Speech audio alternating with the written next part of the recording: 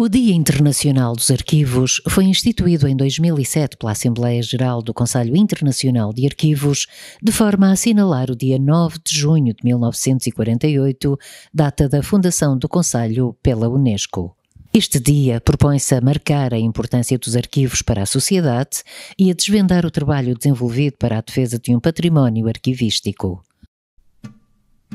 Por arquivo entende-se não só o edifício onde está armazenada a documentação, mas também o conjunto de documentos, independentemente da sua data, forma e suporte material, produzidos ou recebidos por uma pessoa ou por um organismo público ou privado, no exercício da sua atividade e conservados com o intuito de provar ou informar um procedimento administrativo ou judicial.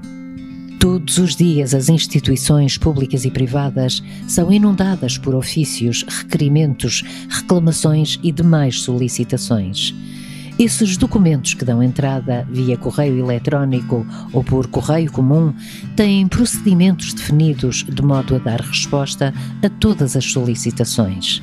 Como tal, é no serviço de expediente que se dá início à viagem dos documentos. Aqui são carimbados de modo a que fique registada a data de entrada, posteriormente são classificados, onde lhes é atribuído um código consoante o assunto que tratem. Dependendo da natureza do documento, este poderá ser digitalizado e toda a tramitação documental é feita num sistema de gestão documental. A documentação é depois enviada e analisada pelos técnicos das respectivas áreas competentes e é dado seguimento de modo a conceder uma resposta ao requerente. São, por norma, arquivados em data centers, onde são conservados ou eliminados, dependendo dos prazos e destino final definidos pela legislação em vigor. Mas nem todos os documentos ou processos seguem por via digital. Alguns, devido às suas especificidades, têm que circular em papel. São exemplos disso os pagamentos de um serviço através de um cheque, um processo de obras particular, um processo judicial, entre outros. Devido às suas especificidades, têm que seguir a sua tramitação em papel. Depois de encerrado, o processo é arquivado numa pasta e colocado numa estante que se encontra junto dos serviços produtores. Nesta primeira fase, chamada de arquivo corrente, os processos ainda poderão ser consultados. Após um período de tempo definido pelo serviço produtor e em conjunto com os técnicos de arquivo, os documentos seguem através de um auto de entrega e de uma guia de remessa para o arquivo intermédio. Esta é a chamada fase semiativa dos documentos, a segunda idade do seu ciclo de vida, onde estes deixam de ser de utilização corrente, uma vez que os procedimentos administrativos que os suportam já foram concluídos. No entanto, pelo seu valor probatório, podem vir ainda a ser consultados pelas entidades e pelos requerentes.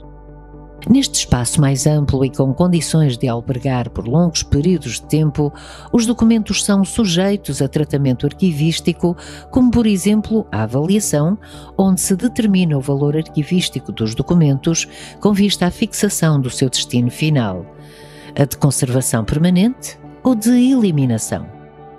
A par desta tarefa, procede-se à seleção de documentos, operação decorrente da avaliação e que consiste em separar os documentos de arquivo de conservação permanente daqueles que poderão ser objeto de eliminação. Este procedimento, muito importante na gestão do espaço em depósito, permite o equilíbrio entre a documentação produzida e a que já se encontra arquivada. O arquivista não pode nunca eliminar documentação sem respeitar a lei e, principalmente, sem a autorização dos serviços produtores, que têm de dar o seu aval para a operação avançar. Após estas tarefas e apenas com os documentos ou processos que irão ser guardados, o arquivista e a sua equipa procedem à organização e instalação em depósito. Nesta fase, tudo tem de estar organizado, pois um documento mal arrumado corre o risco de se perder para sempre. Para quem acha que o arquivo é um lugar sem vida e os arquivistas têm uma profissão sedentária, desenganem-se, pois a atividade física está presente de forma constante e muitas vezes é bem pesada, tanto nas transferências como na arrumação no depósito. Com tudo tudo arrumado, o arquivo está agora pronto para satisfazer as necessidades dos utilizadores, que podem levar consigo a documentação física ou pedir aos técnicos do arquivo a digitalização dos mesmos. A política de desmaterialização dos documentos e processos de arquivo é útil para a preservação dos documentos originais e para facilitar a consulta digitalmente.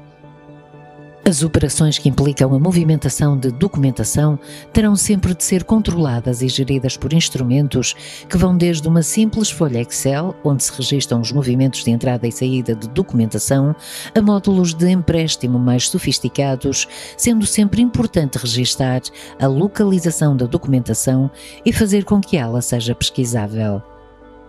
Concluído o seu período no arquivo intermédio, a documentação é de novo transferida para o local das memórias, o arquivo histórico.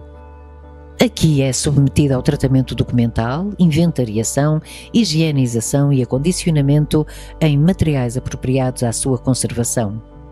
Os procedimentos de conservação e restauro baseiam-se na aplicação de metodologias reversíveis de forma a garantir a estabilidade e integridade dos suportes e, consequentemente, da sua informação.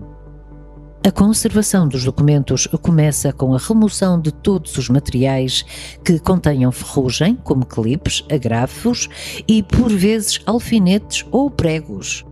Em substituição destas peças, são colocadas outras feitas de materiais que não prejudiquem o papel. Depois deste tratamento inicial, os documentos são organizados de acordo com o seu assunto e por ordem cronológica. Os documentos soltos são envolvidos em papel próprio sem a acidez prejudicial, colocando em capilhas ou formando maços com uma fita de nastro por forma a atar tudo para não se separarem, sendo por fim colocados em caixas próprias também sem acidez. Essas caixas vão servir de proteção para os documentos. Essa proteção vai também ser assegurada pela sua instalação em depósitos com estantes e prateleiras metálicas com controlo de temperatura, intensidade de luz e de umidade. Quase em simultâneo é criado um inventário e feita a descrição e registro em base de dados. Na descrição há informação importante a registar, como o título, as datas, o seu conteúdo, a sua proveniência, o seu estado de conservação, o número da caixa e do depósito onde irá passar a viver.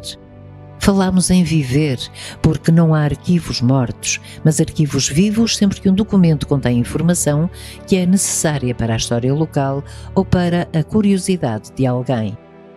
Agora, os documentos já estão preparados para chegar aos utilizadores que procuram satisfazer alguma curiosidade, completar algum trabalho escolar ou académico, escrever um artigo ou até mesmo fazer prova de algum ato ou decisão. Além da consulta presencial, muitos arquivos começam já a disponibilizar os registros e respectivas imagens de documentação que tenham valor histórico ou informativo online. As possibilidades de acesso que as novas tecnologias trouxeram vêm assim juntar-se à tradicional consulta presencial numa sala de leitura. Outra forma de divulgar os documentos históricos é a preparação de atividades de extensão cultural e educativa.